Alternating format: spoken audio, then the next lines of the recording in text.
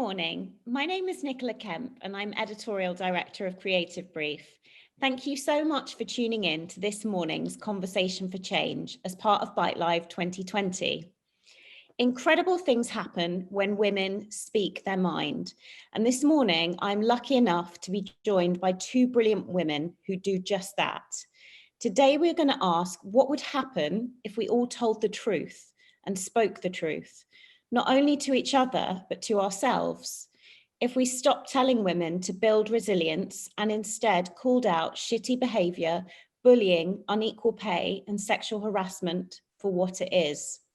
So for an honest conversation about ending toxic work cultures to build back better, I'm hugely grateful to be joined by Melody Sylvester, Head of Film at Engine, and Sue Higgs, Executive Creative Director. Between them, they have 60 years of experience in the industry. Sue has worked in the advertising industry, both in analog and digital times, at agencies including Low Howard Spink, M&C Saatchi, Ogilvy, Publicis, and Grey London. She's passionate about thinking stuff up and making it happen on all platforms, and the thrill of then getting those ideas talked about. She's picked up a ton of awards on the way too, and she sits on the board of a social enterprise that helps young people into work. She is a She Says Mama mentor, as well as being the mother of 3 teenagers. 2020 marks 26 plus years working in the advertising industry for Melody, across agencies, post houses, and production companies, 9 years of which were at Ridley Scott Associates. She has always actively championed equality and diversity in the workplace and mentors a number of young people in the creative industry. She's committed to finding and nurturing new talent and making the work better.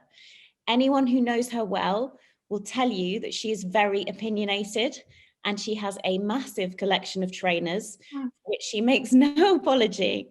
She's mum to 5-year-old Noah, and she has a Parsons Jack Russell named Pickle, who may or may not make another appearance. So thank you so much for joining us. So to kick off, we're in the midst of second lockdown, and Sue, you wrote movingly about the impact of bullying on your career, and it just sparked this huge outpouring of responses from across the industry, men and women. I really wanted you to just tell us a bit about that, because mental health is rising up the agenda, rightly, especially now when we're all so isolated. So if you could share that, that would be great. Yeah, of course. Good morning, everybody. Yeah, it was actually quite extraordinary. I mean, obviously we're in lockdown 2 now. It was lockdown 1 when I wrote the first piece. I think it's given us all a lot of time to sort of ponder behaviours and things that have been going on. And I've realised I've been carrying around this horrendous thing that had happened to me for so many years. And I just thought, I don't want this anymore. I've had enough of this. And it was so traumatic at the time. I don't think I'd realised quite how traumatic it was. And I thought, I need to be able to write this out in order to get past it. And it was also around the time when the Black Lives Matter movement was coming forward. And quite rightly, we were actually, bringing to the fore everything that we sort of talk about all the time, but never seem to do anything about. And I thought, whilst we're getting our shit drawer out, let's just talk about the behaviours that underpin a lot of the things that we talk about, but we just seem to skim the surface. We never sort of really pull it out by the roots. We just seem to kind of cut off a few kind of twigs, and then we go back to as we were. A couple of yoga classes is not going to solve mental health issues. I think we really need to speak honestly and openly and truthfully about some of the systemic and endemic behaviours that underpin our industry and have done for years, but people turn a blind eye. And I just thought, enough's enough. We can't constantly, hope it's all going to go away, because it's not. And so I was just unbelievably blown away by the outpouring as a result of that. Obviously I am special, but I thought I was really special. I thought it only happened to me. But you know what? It was overwhelming. The amount of, men, women from all, ages, genders, sexualities, races, where this behaviour, in fact, it got to the point where I thought, crikey, you're actually more likely to be bullied than you're not. And I thought, enough, we need to do something about this. We need to approach this with some honesty and some truth and start talking, because we don't start talking, we're never going to change anything, and we're never going to sort of help anybody, because the thing about bullying is it makes you feel very isolated and very, very alone. And there's so many people have suffered in silence, and you know, we have to make this stop. So as you can tell, I feel quite passionately about that, and so this is why, you know, the conversation continues, hopefully. Thank you. And Melody, if I could bring you in here, because it's such a powerful point Sue is making, actually. It's like the universality of these experiences. And I think sometimes what happens, and particularly I've seen it happen for women in the workplace, when you are subject to bullying, or maybe you don't feel like you're in a position where you can speak up, which I think is so poignant now because the industry's under so much economic pressure. And particularly for younger people starting their career, it might be difficult to articulate, you know, what they need to thrive, whether that's greater boundaries around back-to-back video calls or calling out microaggressions that are happening towards you. I mean, Melody, I mean, what's your view? Because this topic has ignited such a powerful response from across the industry, and in many ways is kind of more vital as we sort of embark on this second lockdown and people feel isolated and a lot of economic and emotional pressure as well. Yeah, I mean, I think what Sue was saying is so true. We see a lot of talking about what needs to change, and we really do just sort of skim the surface. And I think for me, lockdown one was very much about, June, Black Lives Matter, George Floyd. And for me, it really, until that point, I was just dealing with the realities of working from home and stuff that was going on personally. But that just, for me, that was the game changer. It polarized everything. And it was around that, seeing what Sue had written as well. It literally kind of brought us back together and started this conversation, which is kind of what this is about. Because it makes you think about everything, and it makes you think about the environment that you work in, because you're not in it. So you start to look at it, you get a little bit of a distance on it. And I think what Sue was saying about, we need a new level of honesty and a new level of truth. And I think organisations have to be a bit more honest about what works and what isn't, and what doesn't. And for me, I found that I sort of looked around. For the first time in my working life, I really felt like I needed an internal network of support as a woman of colour. And it was the first time I'd ever felt that level of vulnerability that I needed, and it wasn't there. So we had to start something. Yeah, and I think that's the thing. You suddenly realise that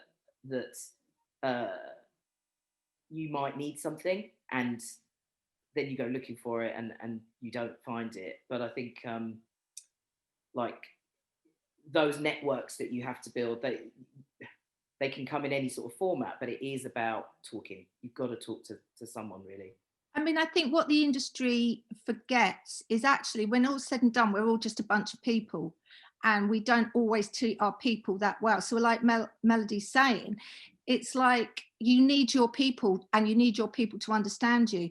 So I once worked at an agency that had a head of culture, obviously no name, which is preposterous. You can't just sort of give someone a title and presume it's going to happen. You have to lead by example. Myself and Melody, when we started chatting, we were like, we've worked in this, we somehow survived all the things that we've seen. It's like, it's time for us to kind of like put something back and to sort of stand up for our truths and actually own our truths, because we have sort of survived it. Not a lot of people do. I mean, from the stories that I read about bullying, so many people quit. Again, another one of the topics in advertising. Where does all the talent go? Why can't we keep women? Why can't we keep people of colour? Why can't we keep disabilities? Because they get treated so poorly that they kind of just leave. So, it's time to sort of stop to try and change that, because, and we sort of feel like between us, we've survive somehow, when there must be something that we can impart in order to help others to sort of stay the course too, because it's a really sad industry if you get burnt out, then spat out by these terrible behaviours. So I think that's what sort of empowered us to sort of start talking. And Melody wrote that brilliant piece about in casting, about racial prejudice in casting and all that kind of stuff. And so, sorry, Mel. Well, it's interesting because it was the same age. That's the agency where that happened is the agency where Sue and I met, and I've been thinking about it since. And I remember, I didn't have a voice to say anything then, and I feel like too many years to mention later, we do have a voice, and it's a. I mean, I've had a couple of conversations with someone before where they said, "Do you think that you take the responsibility?" I think when Sue and I have talked about it, that outpouring of information and stories that people shared with her, she felt that a responsibility that she had to do something, and that's kind of where I'm at. I'm at the point where I'm sort of sick of talking about it, sick of keeping a lid on it. We need to talk about it, and actually, if we can talk about it, it may well help other people, because the one common thread in all kinds of bullying is shame, isolation, not knowing that other people are going through it. And as soon as you start to speak to people who have been through it and have survived, like us, it makes you feel a little bit better, and it makes it less shameful, and it brings it out. And I think that's what's kind of unifies where we are right now, is that we kind of let's get it out there, let's talk about it. And it is that thing about having a voice, because again, it was about 8 years ago when I went through my bullying incident, and there was no conversation. It was pre-Time's Up, it was pre-Me Too, it was very much hushed up. Obviously we knew that the behaviour was wrong, but there was nothing to attach itself to. But whereas there is now, and when Mel had that at the agency, there was no conversation, but now there is. So you weren't even empowered as a PA to have an opinion, yet alone raise a kind of political objection to something. Even to it's possibly only in the last, 6 or 7 years that women have had the voice that they've had. I've got 3 children, they're all grown up. I didn't even bother telling people. I got so judged for having children that it was easier to tell people I didn't have children, because it was so much easier than kind of getting the old eye roll in the of there she goes again. It's just but now you can walk out of an office, and you should loud and proud, stay at home, obviously, not even walking out, but loud and proud that you've got children. Why should you hide these things? And so these voices that we've got now, because I would love to, I never want anybody to go through what I've been through, and I'm sure Mel feels the same. So we have to use our voices to try and make sure that some of these behaviours are overturned, because the shame and the isolation that goes with it is also counter to what's at the core of all our jobs, which is creativity. We should be there to create. So whilst these behaviours are eaten away, we're not actually doing our best role. So it's in the industry's best interest to look after its people, because it will as soon as it starts getting them in the bottom line and it starts costing, that's where there is a real problem. And that role of retention and it particularly in the ecosystem we find ourselves in, and even the language we use, right? We talk about women dropping out. It takes no responsibility. That is really toxic language. The whole framework in which we look at talent within our industry almost always places the blame on the person that is exiting that situation. Absolutely. And it's always positioned as a problem.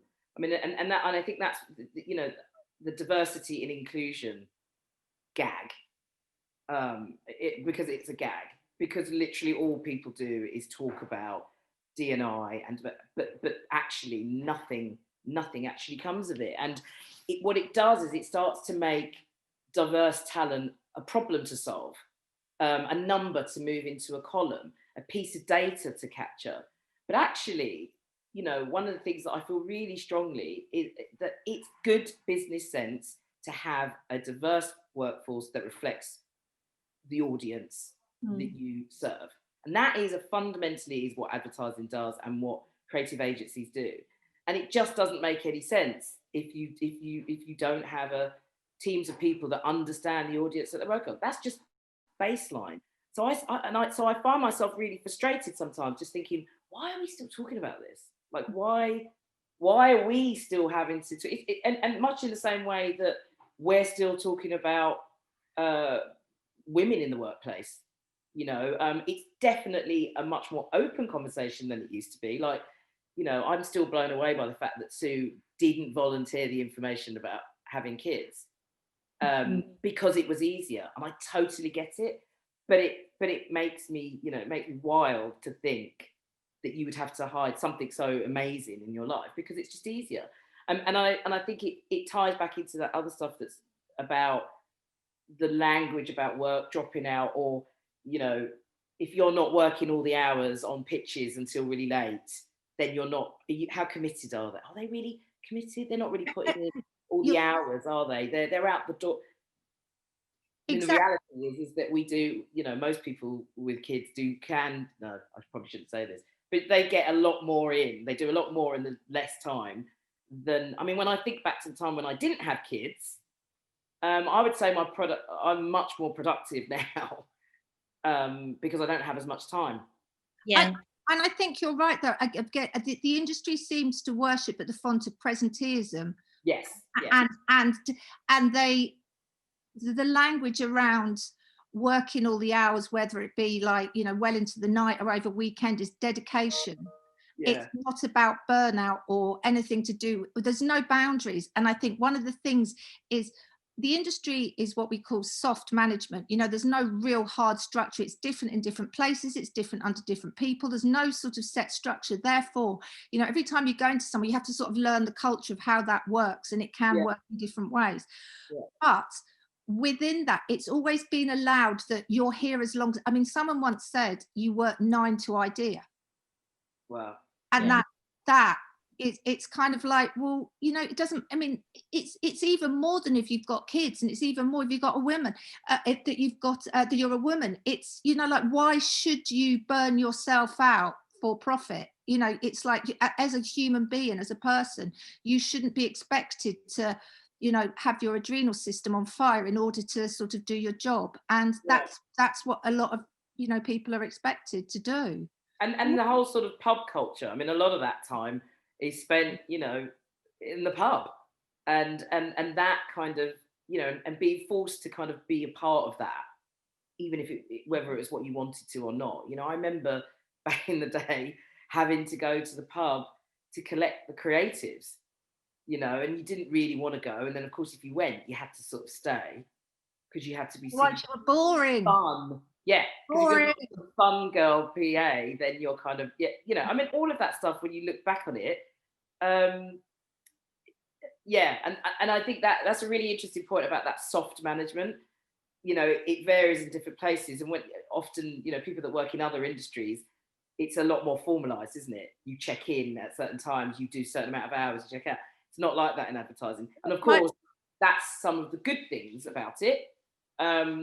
But it gets, and I think it really, that sort of thing is highlighted now when you start to look, when we're not commuting, and, people are putting in meetings. I've had people put meetings in at 8:30 without any kind of discussion about it. And the reality is anyone who's got kids is probably trying to get them to school at that time. But you're super confident, you've been there, you've done that. And you're getting 8:30 a.m. meetings put in your diary. And we've talked about presenteeism, and I just worry with particularly younger people in our industry, the digital presenteeism, the back-to-back Zoom calls, combined with the fact that we are not seeing each other enough as people to see who is struggling. What advice would you give both to that soft management agency leadership teams, but also to those younger people that are kind of in the quite early days of their careers? And that, I've spoken to a lot of people who feel that they can't articulate, the challenges they're facing because they're so worried about redundancy. And NAB's, saying that calls to their advice line for emotional wellbeing support are like up over 100%. Wow. I 100% agree. I have nothing. I feel really sorry for young people at the moment. It's a really, really hard time. They might be in flat shares, all trying to get on the same Wi-Fi, all trying to get on a Zoom call. Yeah. There's not enough space. There's not enough, maybe literally broadband width to have everybody on there. If you're a creative team, you might not be with your partner.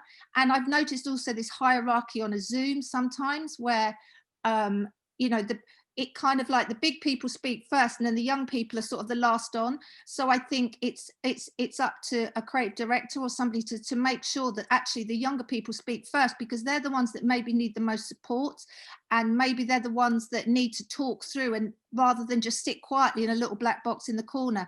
And then because as soon as you hit leave, you sit in your own juices thinking, what happened there? And there's no I way didn't say anything, or does everyone? Yeah, totally. And there's no way of sort of, you know, like walking down the corridor and say, sorry, do you have 5 minutes for a quick cup of tea? I'm just unclear about that. And all those behaviours have gone out the window. So there's a few things at play. First thing, I think you have to draw your own boundaries. You have to tell people what you feel safe. I will be doing this from there till then, because also all the late nights are also exacerbated when you're working in New York and suddenly you've got like a call at like 9 p.m. or you've got, it can get crazy and it can get out of control. So you have to tell people what your boundaries are. You can't expect people to know. You have to somehow say, I will be available online between here and here.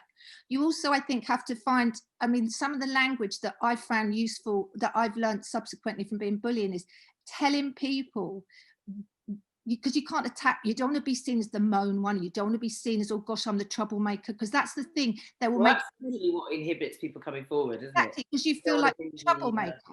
But I think legitimately you can say, so when I was on that Zoom, I didn't get to speak, which makes me feel like I didn't have a point of view to give. How can we change this? So you're sort of bringing somebody else into the conversation and you're asking for a solution rather than just flagging a problem.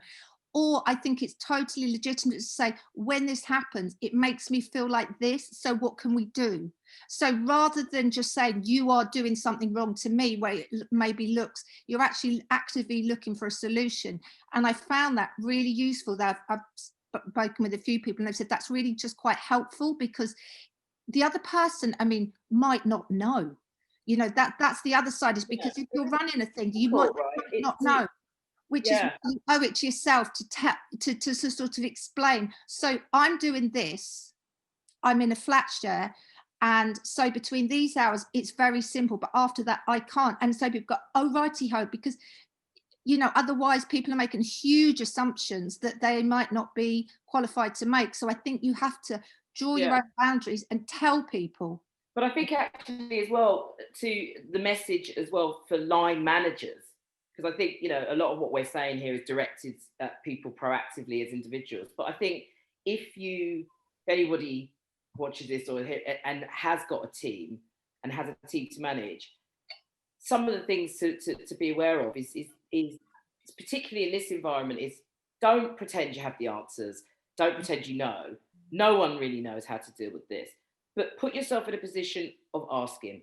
A lot of the solutions to the problems will come from within your own team if you open it up and if you ask them and if you're prepared to listen to it. And I think it's about showing them respect, and not putting a level of presenteeism, not easy to say, but if that's how you run a team, that's, you will engender that kind of tension. Whereas if it's more about, look, if you can't make it, what we do is we kind of like say, we want everyone to get together on a Tuesday morning to talk about everything. But if you can't make it, call in the day before, send written notes, so people don't feel like, oh God, I can't be.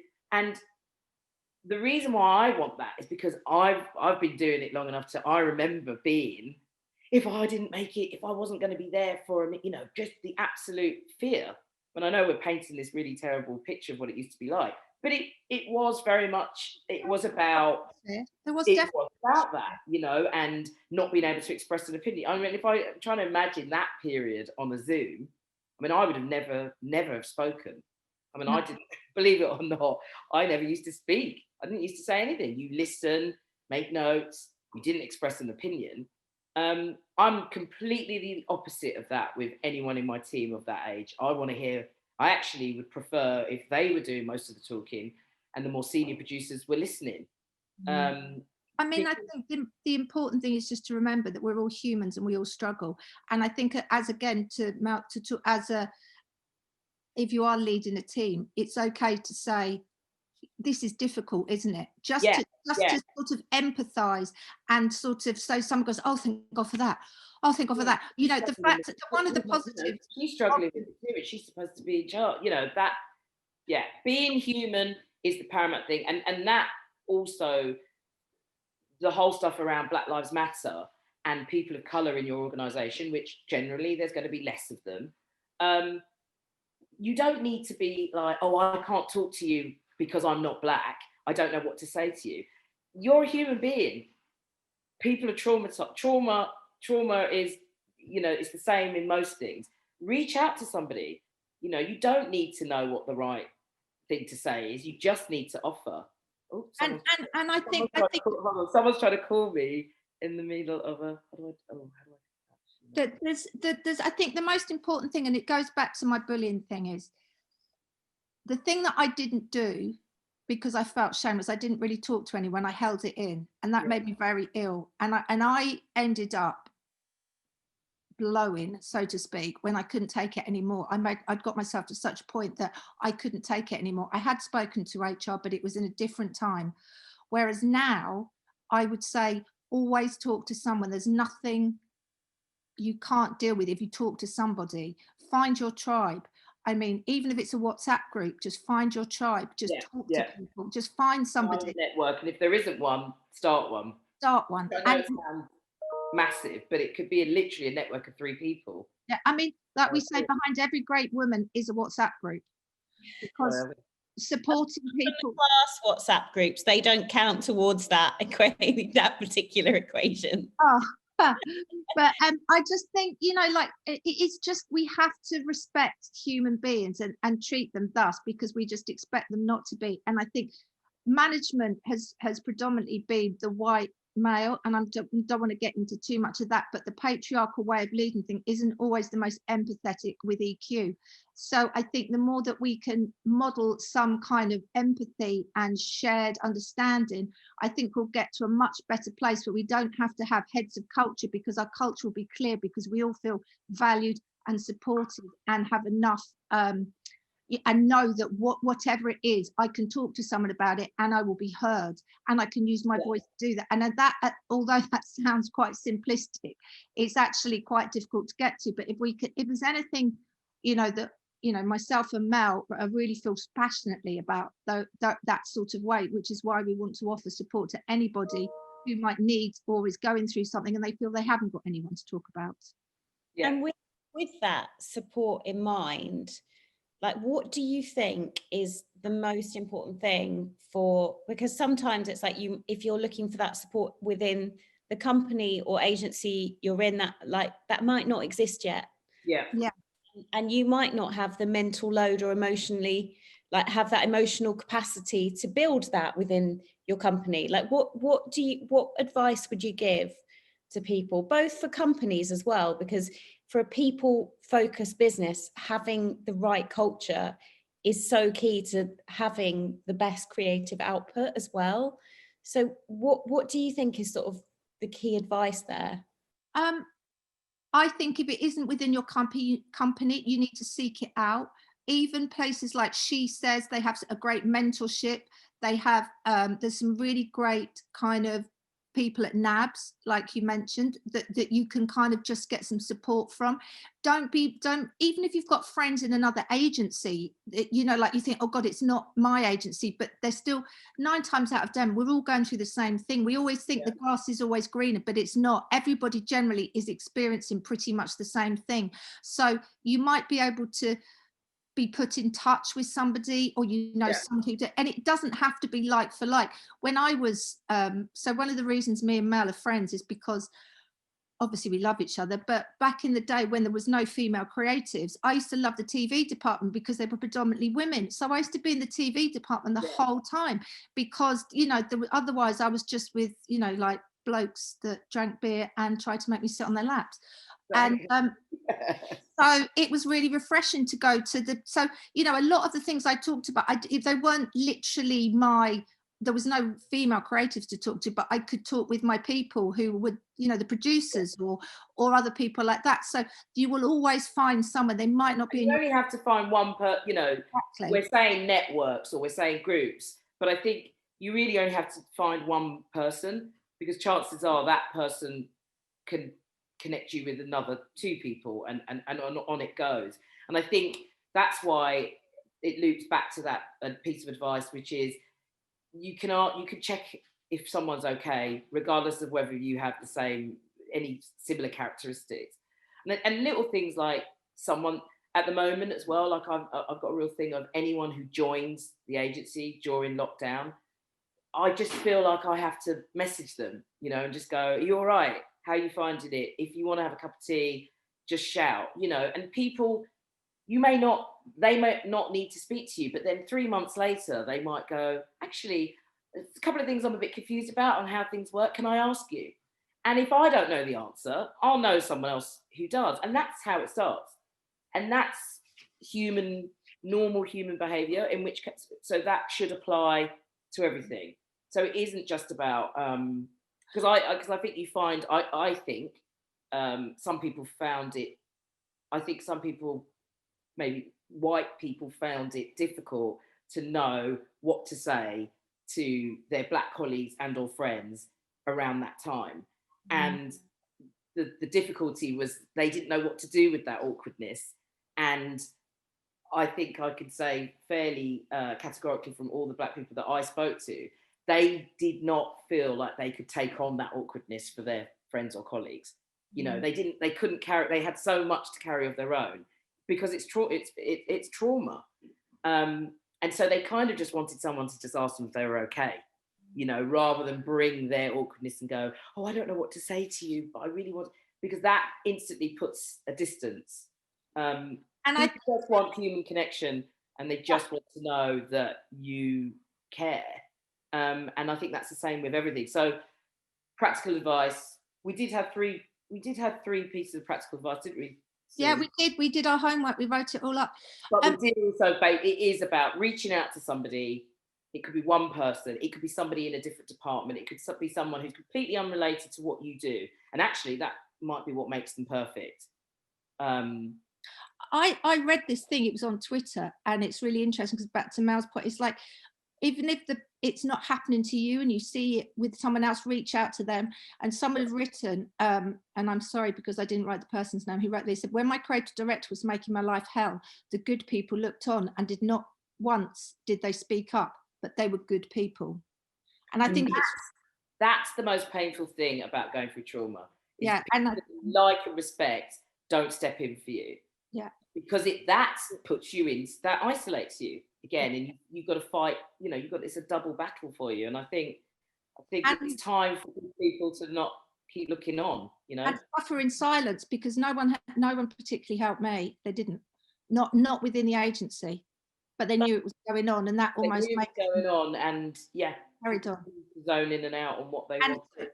My one message would be, don't ever, on the bullying, don't get yourself to the place that I got myself to, where it makes you so ill you have no choice. Nip it in the bud, protect yourself, talk to someone. If it's really doing, you know, making your mental health unwell, get a doctor's note, take some time, get yourself stronger, just like do whatever you need to do to protect yourself, put a boundary around yourself, because your mental health is more important than any creative brief that anyone can ever give you, and you won't be fired for it. You just need to make yourself strong. So protect yourself by speaking to someone, and like I say, maybe even a doctor's note if it's got to that point where you feel really vulnerable and you just don't know which way to turn, because it will buy you the time in order to feel stronger.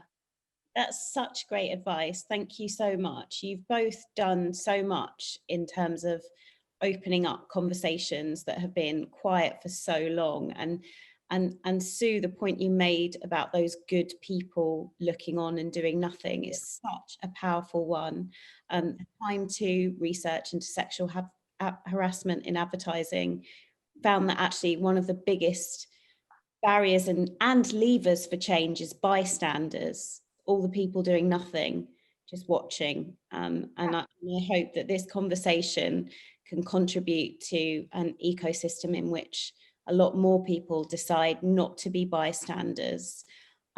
So from drawing your own boundaries with the way that you work, to not pretending that you have all the answers, because let's face it, none of us have all the answers right now, to really, really looking after yourself. It is true that sometimes in the midst of this crisis, even the most basic act of self-care, like going for a walk or switching off your computer or, blocking out a bit of your diary for a workout can feel like a really intensely radical act, which is slightly worrying.